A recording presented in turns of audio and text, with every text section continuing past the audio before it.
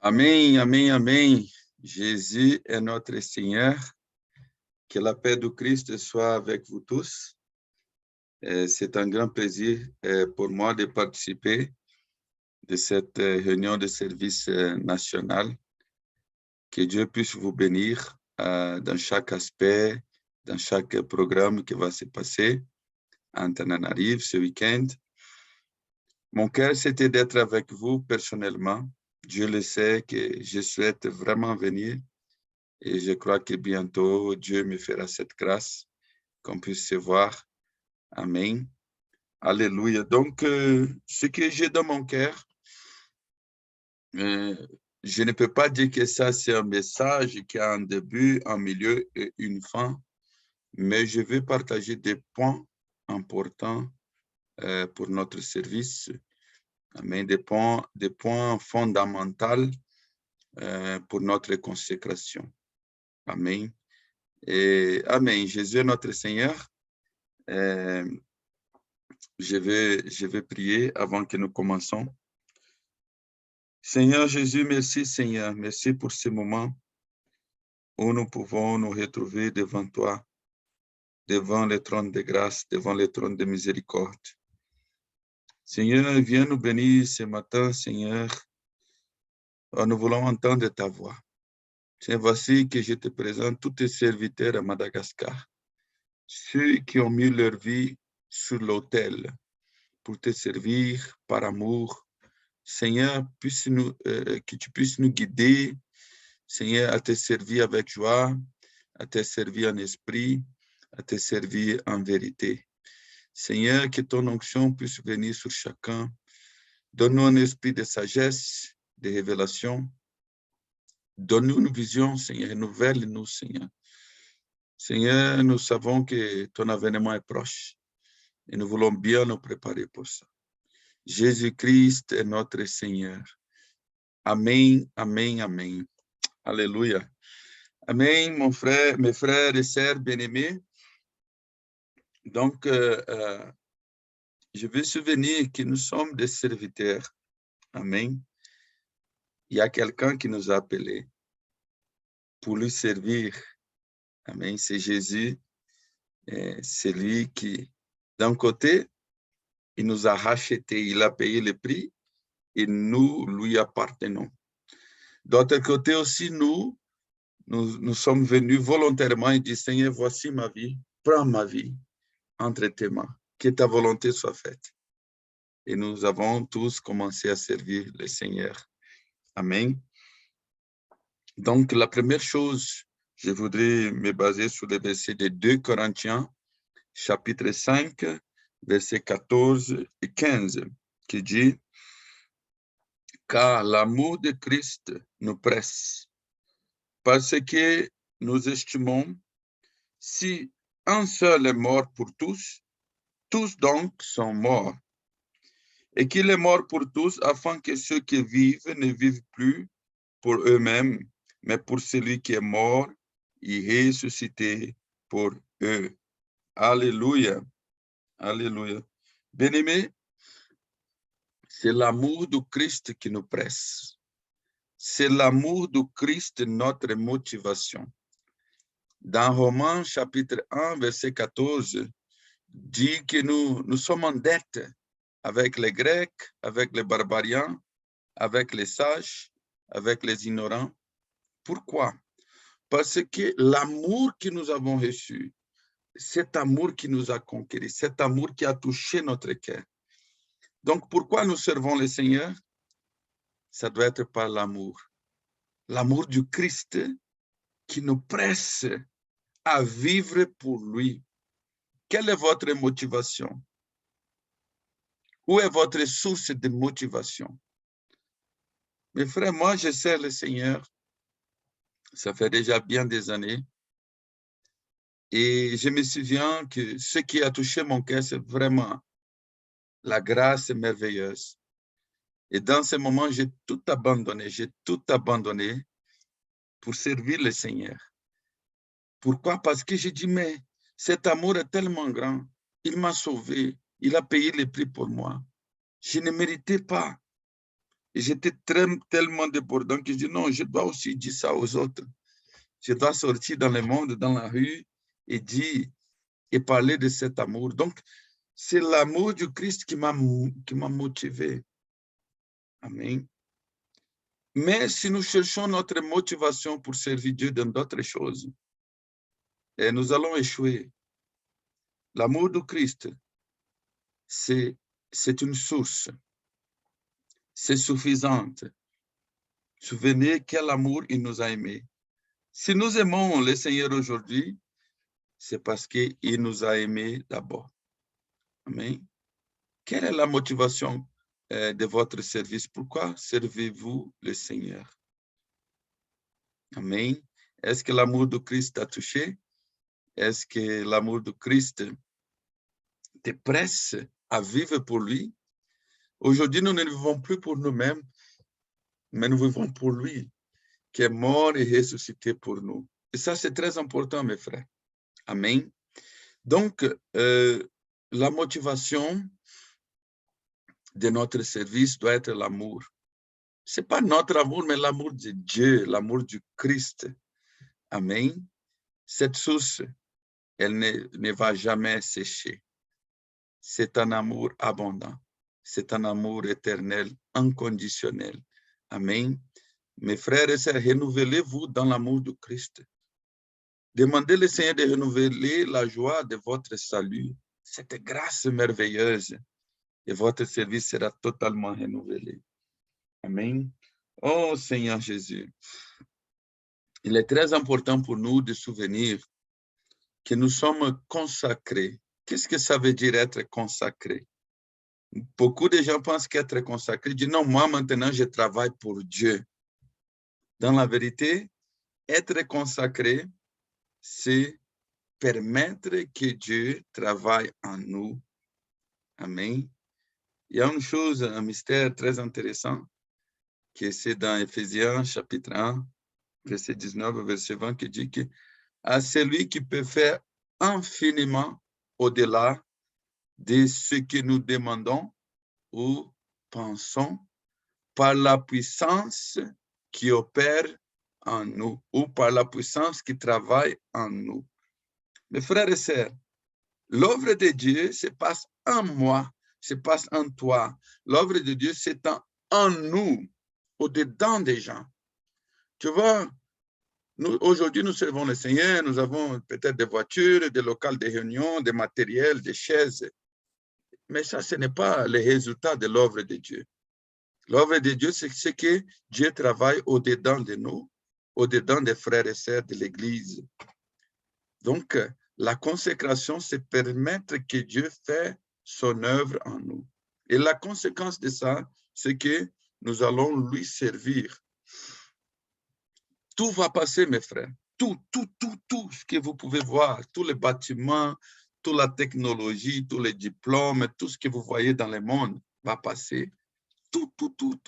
Mais l'œuvre de Dieu va rester. Et où Dieu travaille en esprit, où Dieu édifie en nous, nous sommes édifiés une maison spirituelle. Amen. Et pourquoi je parle de ça? Dans Exode chapitre 29, ça parle de la consécration d'Aaron et ses enfants pour le ministère. Là-bas, il y a beaucoup de sacrifices. Il y a des offrandes pour le péché, il y a des offrandes volontaires. Mais il y a un bœuf là qu'ils vont tuer pour la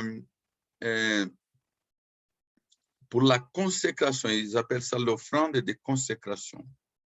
Donc, les enfants et Aaron, ils s'approchent, ils mettent la main sur la tête de l'animal pour identifier. Et après, cet animal va mourir à leur place. Ça signifie que cet animal va aller à l'autel. D'abord, il est égorgé, découpé, et après, il est brûlé. Mes frères et sœurs, notre vie est sous l'autel. Et si vous êtes sous l'autel, vous êtes mort avec Christ. Amen. Sur l'autel, il ne reste plus rien. que des cendres. Cendres, rien. Après que tout est brûlé. Et aujourd'hui, nous devons souvenir. Parce que des fois, il y a beaucoup d'émotions qui sortent, il y a beaucoup de pensées, des opinions en nous. Ah, mais l'autre frère ne fait pas ceci, l'autre frère ne fait pas cela. Ah non, je pense ceci, je pense cela. Mes frères, si notre vie est sous l'autel, oh Seigneur Jésus, il n'a plus d'opinion. Je ne peux pas être fâché, je ne peux pas être attristé, je ne peux pas être blessé parce que je suis mort. Les morts ne se plaignent pas, ne murmurent pas. Les morts sont morts. Amen. Mais dans l'autel, après que le feu est brûlé, le feu nous fait entrer dans les lieux très saints pour servir Dieu. Amen. Alléluia. Et c'est quoi l'autel dans le Nouveau Testament? C'est la croix. Après la croix, mes frères, il y a la résurrection.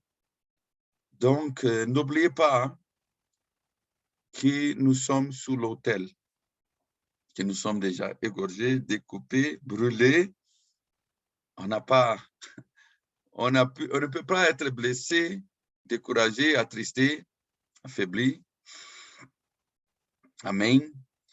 Prenons, mes frères, les réalités spirituelles, elles sont plus fortes que les sensations, les sentiments, même l'environnement que nous voyons. Nous vivons et servons Dieu par la foi. Amen. Nous devons toujours utiliser les yeux de la foi. Amen. Donc, notre vie est sous l'autel. L'autel dans le Nouveau Testament, c'est la croix.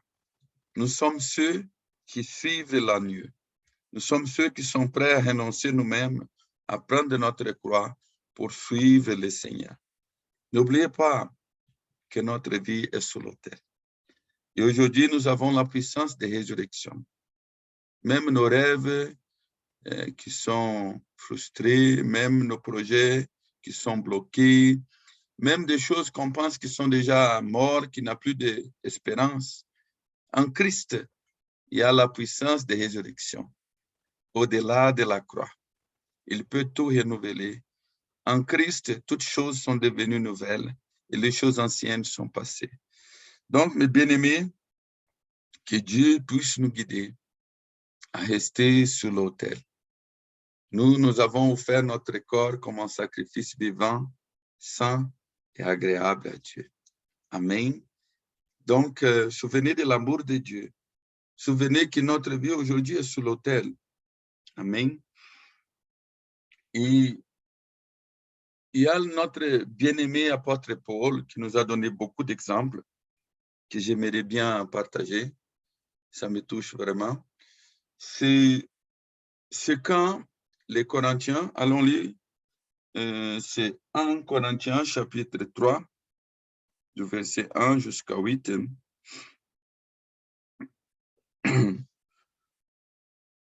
Pour moi, frère, ce n'est pas comme à des hommes spirituels que je vous ai parlé, mais comme à des hommes charnels, comme à des enfants en Christ. Je vous ai donné du lait, non de la nourriture solide, car vous ne pouvez pas la supporter et vous ne le pouvez pas même à présent, parce que vous êtes encore charnel. En effet, puisqu'il y a parmi vous de la jalousie et des disputes, n'êtes-vous pas charnel? Ne marchez-vous pas selon l'homme? Quand l'un dit moi, je suis de Paul, et un autre dit moi d'Apollos, n'êtes-vous pas des hommes? Qu'est-ce donc Apollos et qu'est-ce que Paul? Des serviteurs par les moyens desquels vous avez cru, selon le Seigneur donné à chacun. J'ai planté, Apollos a arrosé, mais Dieu a fait croître, en sorte que ce n'est pas celui qui plante qui a quelque chose, ni celui qui arrose, mais Dieu qui fait croître. Mes frères, ici, il y avait des problèmes entre les Corinthiens. Ah, moi, je préfère ces frères ici, je préfère ces frères là-bas. Qui est Apollos, qui est Paul? Eux-mêmes, Paul, il a dit, il n'est rien. Ni celui qui plante, ni celui qui arrose. Il n'est quelque chose. Des fois, nous avons beaucoup de considérations et pour nous-mêmes, des fois, ou pour quelqu'un d'autre. Mais nous sommes que des serviteurs. Nous sommes que des serviteurs. Et le mot exact ici, quand on prend les traductions grecques, des fois ça dit ministre, des fois, mais c'est une connotation d'esclave, de celui qui sert, qui est un esclave, qui est là pour servir, celui qui a perdu ses droits. Amen. Donc, Paul, il a dit, c'est Dieu. Ce n'est pas un homme. Nous n'appartenons pas à un homme. Ah, je préfère celui, je préfère cela. Non, non, non, non. Nous sommes de Christ. Nous avons des dons différents, nous avons des talents différents, mais c'est Dieu qui ferait croître. Ni celui qui plante, ni celui qui arrose, ils ne sont rien. Amen. Seigneur Jésus, mes frères bien-aimés, nous, comme des serviteurs de Dieu, comme des esclaves de Christ, comme ceux qui ont la vie sur l'autel, comme ceux qui ont été tellement aimés par Dieu, qui a voulu partager l'amour de Dieu avec les autres. Nous, comme des serviteurs, nous allons passer par des épreuves. Amen. Ne pensez pas que la vie des serviteurs sera toujours paisible, non. Il y aura toujours des combats. Mais la bonne nouvelle, c'est que nous pouvons traverser tout ça.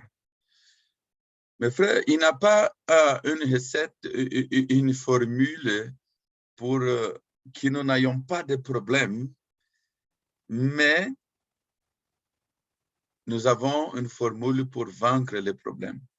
Amen. L'avancement de notre ministère, de notre service à Dieu, ça va dépendre de quelle sera la réponse que nous allons donner en face au problème. Est-ce que je vais résoudre mes problèmes comme tout le monde le fait, d'une façon charnelle? Dans la nourriture quotidienne, je pense que vous êtes en train de suivre, que Dieu nous a changé d'environnement, de sphère. Amen. Dieu, il ne veut pas que nous soyons dans un niveau de la mer, mais que nous puissions monter sur la montagne, que nous puissions aller dans un autre niveau. La repentance, c'est un changement de sphère, un changement de plan. Au sol, on sort du charnel et on part à l'spirituel. Donc, bien-aimés, nous tous, comme des chrétiens, nous tous, nous avons des problèmes variés, des fois familiales, des fois financières, des fois ministériels. Et des fois, nous avons tous au même temps. Mais nous sommes dans un autre niveau. Nous avons l'esprit. Nous sommes assis avec Christ dans les lieux célestes. Nous n'avons pas besoin de chercher des solutions terrestres parce que nous sommes spirituels. Amen. Nous avons le nom. Oh Seigneur Jésus. Quand j'ai un problème avec un frère, est-ce que je vais résoudre selon la chair? Je vais trouver des stratégies où je vais me plaindre, où je vais crier, je vais parler fort. Non. Nous pouvons tous aller devant le trône de grâce pour trouver grâce et miséricorde. Je voudrais lire dans Hébreux chapitre 4. Oh Seigneur Jésus, versets 14, 15 et 16.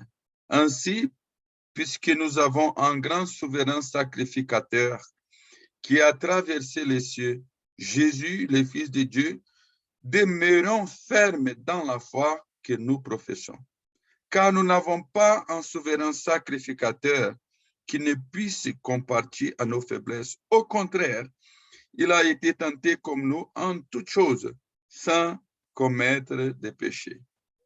Approchons-nous donc avec assurance du trône de la grâce, afin d'obtenir miséricorde et de trouver grâce pour nous secourir, pour être secourus dans nos besoins. Mes frères, quel est votre besoin? Quel est votre problème? Avez-vous allé devant le trône de grâce? Avez-vous parlé déjà avec notre souverain sacrificateur, celui qui est assis sur le trône, celui qui peut compartir nos faiblesses, celui qui peut comprendre exactement ce que vous passez maintenant? Devant le trône de grâce, nous avons grâce et miséricorde pour être secourus au temps de nos besoins. Mes frères et sœurs, il y a un trône, on a un accès. Le Seigneur t'a appelé, le Seigneur m'a appelé. Il nous a donné une charge. Je sais que parmi nous, nous avons des tâches, des charges différentes, des responsabilités différentes. Mais Dieu qui t'a appelé, il est fidèle. C'est lui-même qui va subvenir tous vos besoins matériels, vos besoins financiers, tous les besoins. Dieu est fidèle parce que c'est lui qui vous a appelé. S'il ne peut pas subvenir, ou il n'est pas Dieu, ou il n'est pas appelé. Mais je crois qu'il est Dieu et qu'il vous a appelé. Amen. Donc, il va pourvoir parce qu'il est Dieu. Il ne peut pas te donner une mission sans te donner tout le matériel ou le personnel nécessaire pour que cette mission soit accomplie. Je crois pleinement. Amen. Donc, approchons-nous.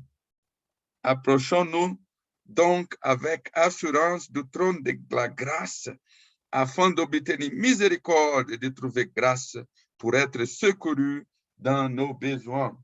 Amen. Comme j'ai dit auparavant, on a des combats, mes frères et sœurs.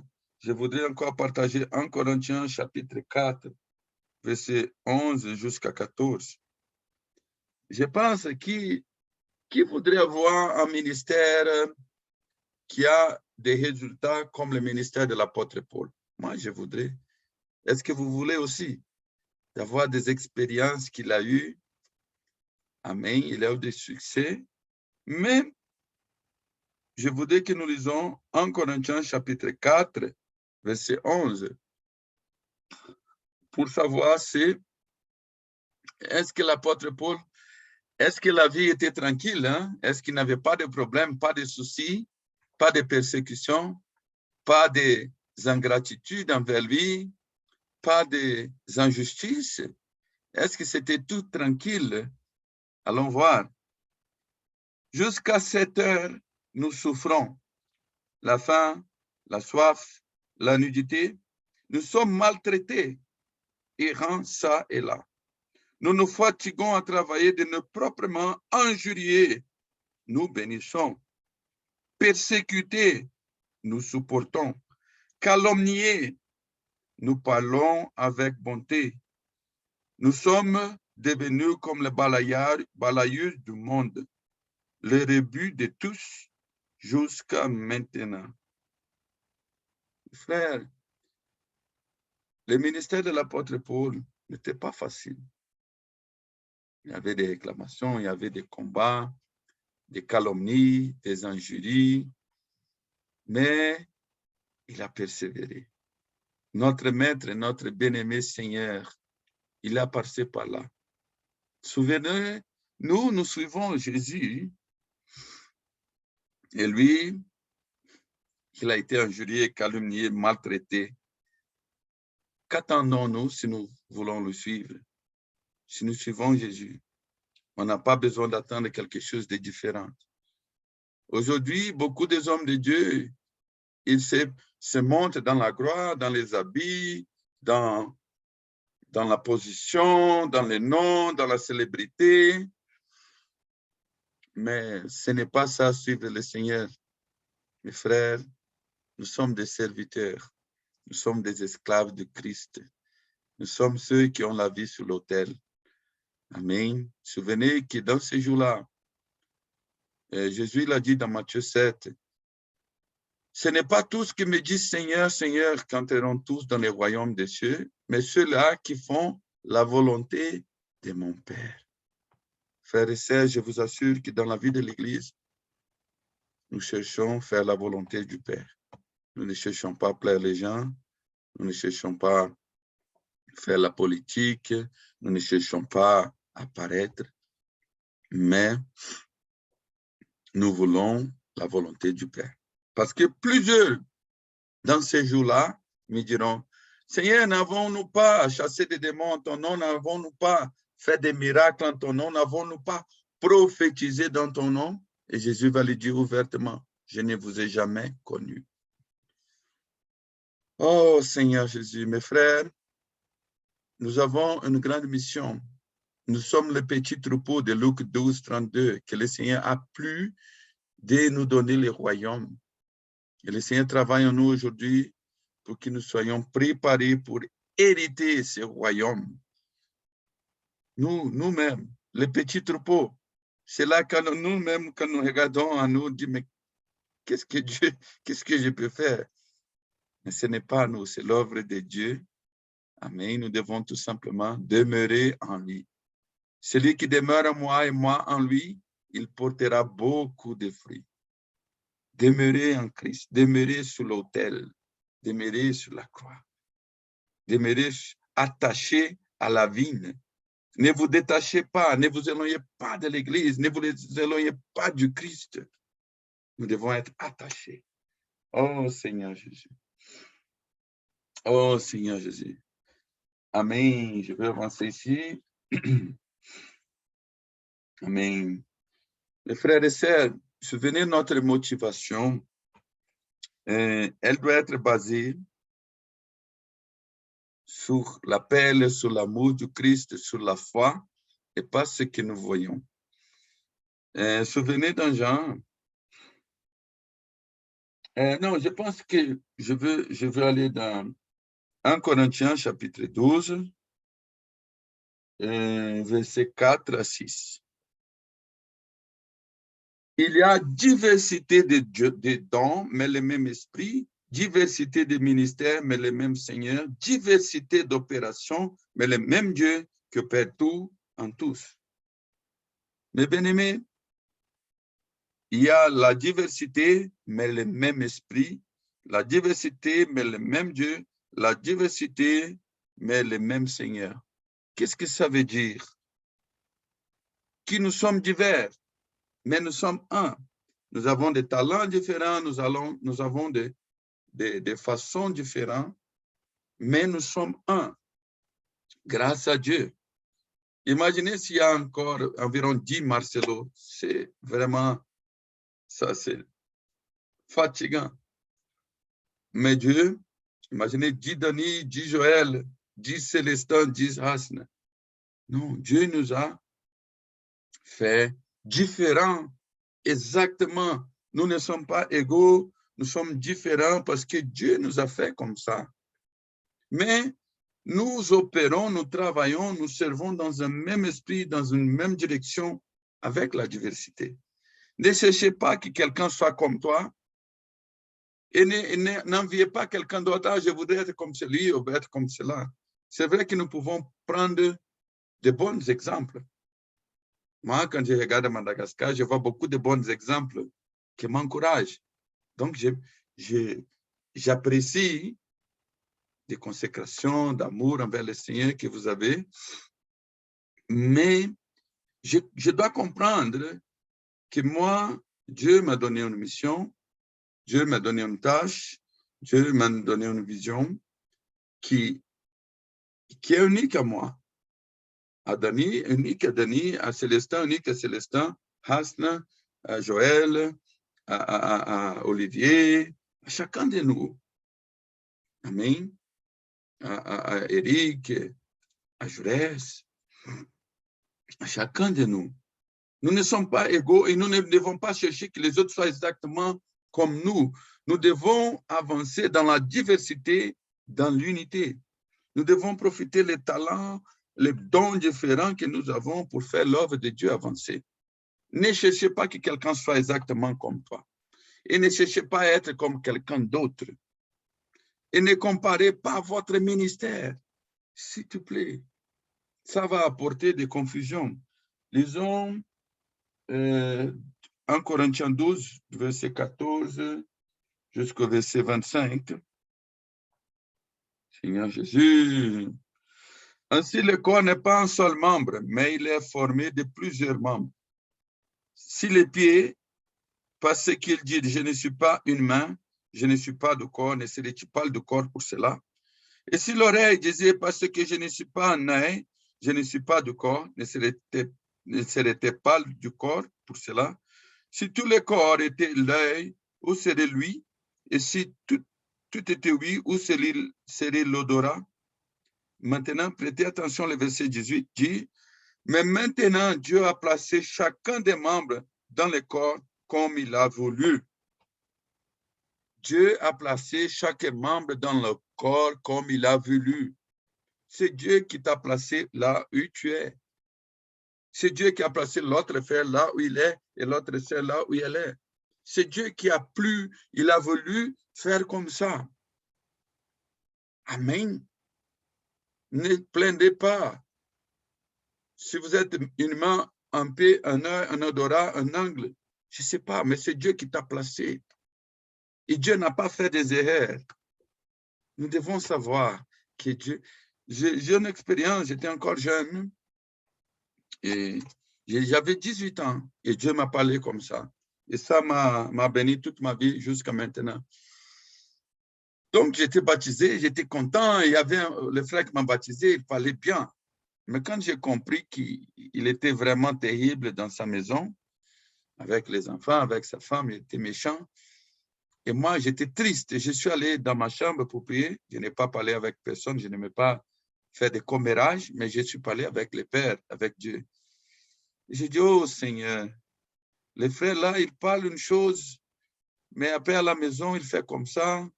Je pense qu'il y a une erreur, Seigneur. Cet homme-là ne devait pas être à l'église.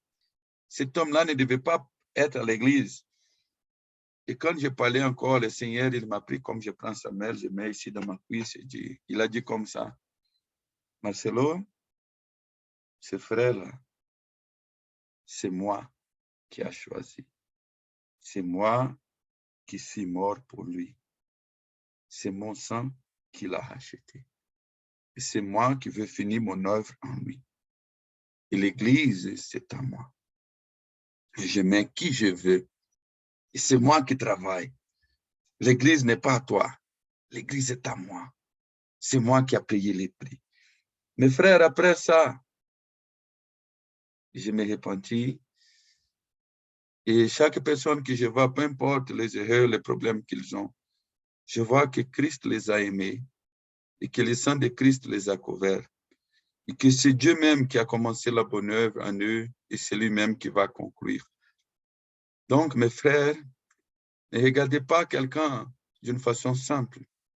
Un frère, une sœur, même celui qui te donne beaucoup plus de travail, de problèmes. Jésus est mort pour lui. Si tu vas demander, Jésus va dire, mais ayez de l'amour, de la patience, je vais achever mon œuvre. Je suis au travail. Amen. Ça a changé ma vie. Ne regardez pas un frère différemment. Ne dites pas que c'est une erreur qu'il est là. Non. L'Église, c'est à Dieu.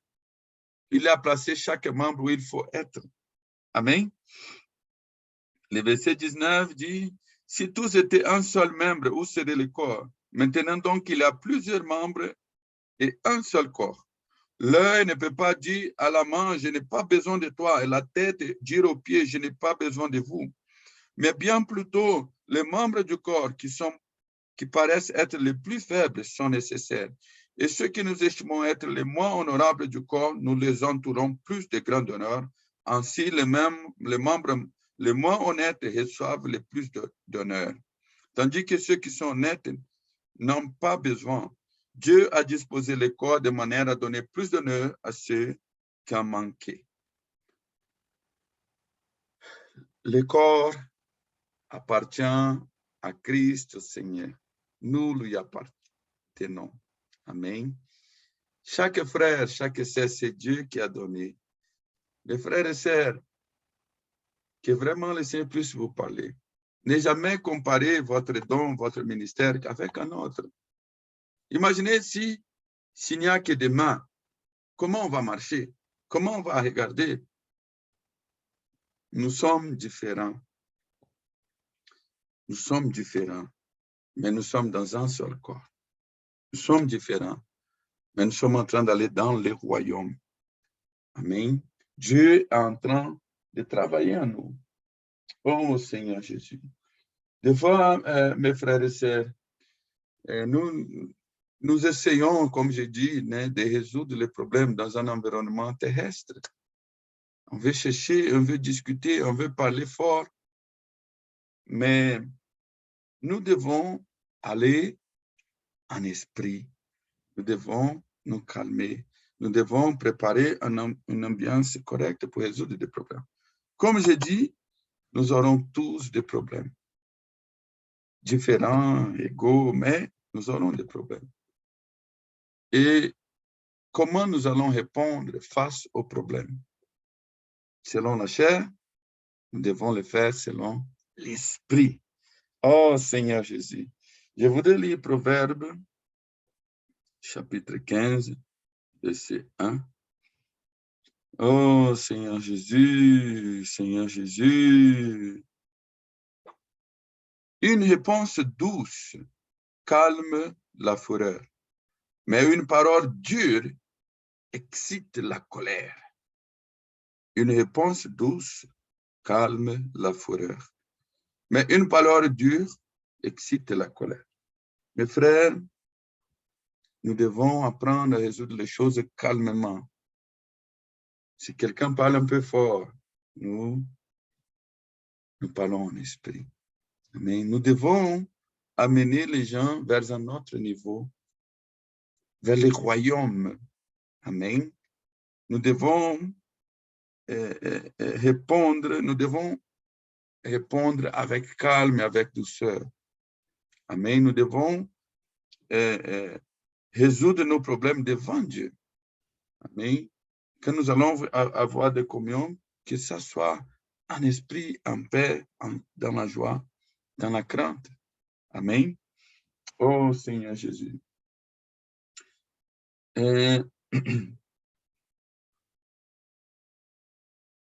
Des fois, nous voulons avoir raison. Ah, mais moi j'ai raison, mais moi j'ai raison. Mais je suis correct, il a tort, j'ai raison, il a tort, elle a tort, j'ai raison.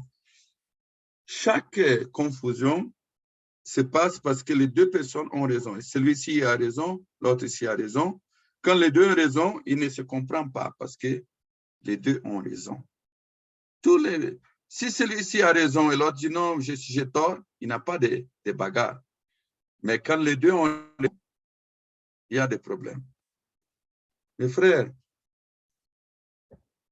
nous ne sommes pas ceux qui ont raison, nous sommes ceux qui ont la vie. La raison, c'est l'arbre de la connaissance du bien et du mal.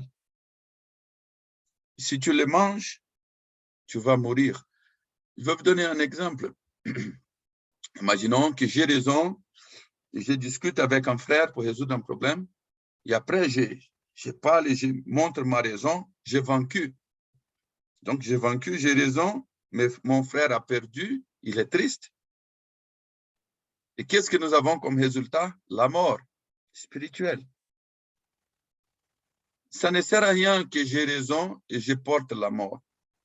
Mais le Seigneur nous a donné l'esprit, il nous a donné l'arbre de vie. Sortons de l'arbre de la connaissance du bien et du mal, allons vers l'arbre de la vie. C'est dans l'arbre de la vie que nous allons donner la vie. Raison ne sert à rien, mais la vie. Oh Seigneur Jésus. Des fois, nous voulons résoudre quelque chose. Ah, mais je fais ce qui est correct, mais le résultat, c'est la mort. Nous devons chercher la victoire en Christ, en esprit, l'arbre de la vie. Amen. Jésus, quand il a vu la foule, Matthieu 5, qu'est-ce qu'il a fait? Il y avait beaucoup de monde là. Aujourd'hui, les gens cherchent la foule. Hein? Si c'était les prédicateurs d'aujourd'hui, il a vu la foule. Il dit non, je vais rester ici, il y a beaucoup de monde. Mais Jésus, quand il a vu la foule, il a monté sur la montagne. Et seulement les disciples ont monté avec lui et là-bas, il a enseigné les disciples. Matthieu 5, 6, 7 sont des enseignements précieux. Ça parle heureux, celui qui est pauvre en esprit, heureux les miséricordieux, heureux ceux qui ont faim et soif de la justice, heureux ceux qui sont persécutés, heureux ceux qui sont calomniés, heureux ceux qui ont un cœur pur. Tout ça, il a dit sur la montagne. Pour qui? À qui il a dit? Aux disciples.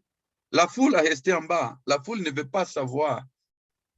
La foule n'est pas prête à monter avec Christ sur un autre niveau. Et nous, dans la vie de l'Église, mes frères et sœurs, nous devons aller dans un autre niveau. Oh Seigneur Jésus. Oh Seigneur Jésus. Mes frères, sortons de l'arbre de la connaissance du bien et du mal. Sortons du niveau terrestre. Allons vers la montagne. Montons avec Christ à notre niveau, un niveau spirituel, dans la vie, dans l'esprit. Oh Seigneur Jésus. Oh Seigneur Jésus. Il y a une façon, mes frères. Vous savez, le mot esclave, hein? Nous sommes devenus des esclaves, des serviteurs. Tu vois, un esclave, il n'a pas de choix, il n'a pas de droit. L'esclave, il obéit son maître. Amen. Et nous avons un maître qui est aussi un serviteur, un roi serviteur, un roi qui est venu laver les pieds des disciples, un roi qui est né dans les mangeoires avec les animaux, un roi qui est mort nu sur la croix. Voilà notre maître à qui nous suivons. Tu vois, dans Philippiens chapitre 2, verset 3, il y a un grand secret, mes frères. Philippiens 2, 3. 3 et 4. Ne faites rien par esprit de parti ou par vaine gloire, mais que l'humilité vous fasse regarder les autres comme étant au-dessus de vous-même. Que l'humilité vous fasse regarder les autres comme étant au-dessus de vous-même. Moi, je dois regarder chaque frère et sœur comme au-dessus de moi. Au-dessus de moi. Moi, je dois lui servir, la servir. Je dois servir tous les frères et sœurs. Je suis les serviteurs. Que chacun de vous, au lieu de considérer ses propres intérêts, considère aussi ceux d'autres. Ayez en vous le même sentiment qu'il y avait en Jésus-Christ. Tu vois, des fois, nous considérons trop nous-mêmes. Moi, je sais, j'ai tellement d'années dans la vie de l'Église, moi, je ne connais rien, mes frères. Moi, je suis qu'un serviteur. Je suis qu'un esclave qui doit servir mes frères. Je ne connais rien, je ne sais rien. Je suis rien. Qui est Paul, qui est Apollos ne sont rien. Ils ne sont pas quelque chose. C'est Dieu. Nous devons nous humilier. Nous devons avoir un cœur de serviteur. Si vous avez un cœur d'esclave et de serviteur, vous ne serez jamais déçus, mes frères. Pourquoi? Parce que chaque frère et sœur que tu vas regarder, même les plus petits, tu vas dire, je dois lui servir. Qu'est-ce que j'attends d'un frère, d'une sœur? J'attends lui servir. Je n'attends rien. Je n'attends pas qu'il va venir m'aider, qu'il va venir faire ceci, faire cela. Non. J'attends comment je peux lui servir. Il y avait un moment, j'étais nouveau marié et j'ai reçu les CPVistes chez moi au Brésil. Donc, je savais qu'il allait venir. Donc, pendant une semaine, j'ai fait la publicité. Ah, il va venir les jeunes, les CPVistes vont venir et on va tourner cette ville la tête en bas et on va changer l'histoire de cette ville, on va prêcher l'évangile et seront 20 jeunes, une vingtaine qui va faire la différence. Et ceci, cela. J'avais beaucoup d'expectatives, d'espérance. Et après, la vingtaine est arrivée. Et moi, j'ai travaillé, hein, j'étais un prof, je devais travailler tous les matins. Donc, l'après-midi, j'arrivais et je voudrais sortir pour prêcher l'évangile avec eux. Et après, j'ai travaillé dur et j'ai arrivé plein de feu. Une vingtaine de jeunes là-bas qui sont là pour prêcher. Ils étudiaient la Bible le matin. Et j'ai dit, allons-y, prêcher. Comment on va faire? Ah, mais nous sommes... aujourd'hui, nous sommes fatigués. On a déjà fait beaucoup de lectures le matin. Et moi, un jour, 2 jours, 3 jours, une semaine s'est passée. Ils étaient tous paresseux. Ils étaient là. Ils ne m'aidaient pas. J'avais beaucoup d'espérance. Et je suis allé prier. J'ai dit, oh Seigneur, mais ces jeunes sont venus ici pour m'aider à servir. Et maintenant, ils ne font rien. Et Dieu m'a regardé, il m'a dit, mais qui a dit qu'ils sont venus ici pour t'aider? Je les ai amenés ici pour que tu puisses les servir. C'est seulement ça que j'attends. Serre-le. Tu dois les servir, tous ces jeunes-là. N'attendez rien de serre-le. Et après, mon cœur a changé. Mon cœur a été rempli d'amour. Et j'ai commencé à servir ces jeunes-là. Ils ont resté 1 mois chez moi. La première semaine était dure, ils n'ont fait rien. La deuxième semaine, je les servi beaucoup. Les 3e et 4e semaines, ils étaient pleins du feu. Ils sortaient avec moi. On a vraiment prêché l'évangile. On a vraiment fait quelque chose dans cette ville-là pour s'aimer l'évangile du royaume. Donc, mes frères, n'attendez rien de personne. Seulement que tu dois lui servir. Que toi, tu dois le servir. Et c'est ça qui va faire notre joie. Amen. C'est ça, mes frères, tu ne seras jamais déçu. Si tu veux seulement servir les gens, tu ne seras jamais, jamais déçu. Serre-le, serre-le. L'amour de Dieu en vous va changer le cœur de ses frères, de cette sœur, et tout va changer. La vie de l'Église va changer. Mes frères, je pense que je vais m'arrêter par là. Grâce à Dieu, demain, je suis en train d'aller au Brésil. J'ai vraiment trouvé ce moment spécial pour enregistrer ça pour vous. Je serai dans la conférence. J'espère vous envoyer de bonnes nouvelles de là-bas. Amen. Donc, je vais vous laisser. Je vais vous encourager, mes frères. La parole prophétique, la nourriture quotidienne que nous recevons, elle nous parle beaucoup de la pratique, hein, d'engager les frères et sœurs à prier pour les gens, à vraiment sortir au nom du Seigneur, à faire le comportage dynamique. Amen. C'est le moment de la pratique, mes frères. C'est le moment d'être simple. Arrêtons de compliquer les choses. Soyons dynamiques, rapides. Amen. Maintenant arrive, profitez maintenant. Joël, il est à plein temps. Il faut profiter lui au maximum. Il faut faire les choses avancer. Il faut désbureaucratiser. Il faut faire avancer. Amen. Lui, il est un frère responsable pour exactement, il est à plein temps. Amen. Pour vous servir. Avançons. Amen. Donnons-lui des jambes. Lui, il a plus de temps que les autres, donc les autres doivent donner tous les chemins qu'il puisse parcourir. Il faut lui donner des jambes pour qu'il court plus. Amen. Des fois, nous sommes trop systématiques. Nous devons être dynamiques. Mazout. Il faut avancer. Amen. Et que Dieu vous bénisse tous. J'aime beaucoup tous les frères et sœurs de Madagascar, les églises. Dieu est avec vous. Nous avons traversé cette pandémie. Dieu nous a fait grâce. Et cette année, c'est l'année de la récolte. Amen. Préparez-vous, sortez, allez récolter. Et regardez vos yeux. Les champs sont blanchis. La moisson est prête. Les gens ont soif de la vérité. Le Seigneur s'approche. Amen. Amen, mes frères. Que la paix de Christ soit avec vous. Comme je dis, ce message, c'est vraiment pour vous donner des points. J'espère que vous avez le temps vraiment de partager, de discuter ces points, de trouver la motivation dans l'amour de Christ, d'avoir un cœur de serviteur, être sous l'autel. Amen. Que Dieu vous bénisse vraiment. Que Dieu vous fortifie. Amen. Je sais que vous êtes en train de renouveler la louange, renouveler aussi la prière, renouveler aussi la prédication de l'évangile. Il faut avancer. Il faut réparer les filets, il faut avancer.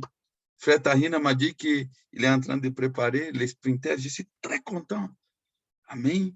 Que Dieu vous bénisse. Nous sommes un. À bientôt. Au nom de Jésus. Amen, amen, amen. Alléluia.